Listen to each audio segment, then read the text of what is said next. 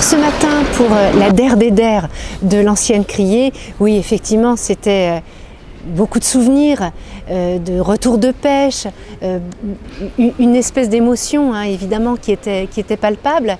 Et puis cet après-midi avec la première criée, c'est la prise en main de l'outil moderne, eh bien c'est la joie, c'est l'émotion, c'est pour les pêcheurs leur offrir un outil qui leur permettra évidemment d'être au top en matière de filière et de pêche. Ben si, ça fait une petite part d'émotion parce que bon, nous, les gens de notre génération, ont tout le temps voulu donc, ce nouvel établissement.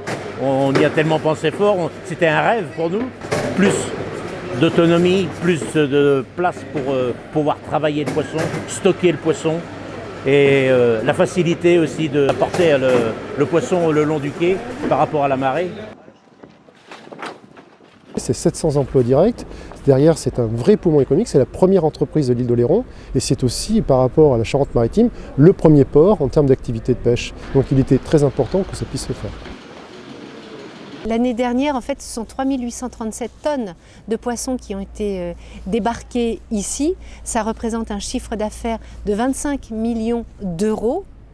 Avec là, ce nouveau bâtiment, eh bien, des perspectives de développement. Donc c'est un outil performant, c'est un outil d'aujourd'hui, c'est un outil qui contribue évidemment au développement de cette filière pêche et aussi à l'attractivité du département de la Charente-Maritime. On est ici dans un outil structurant d'une filière à encourager, à protéger.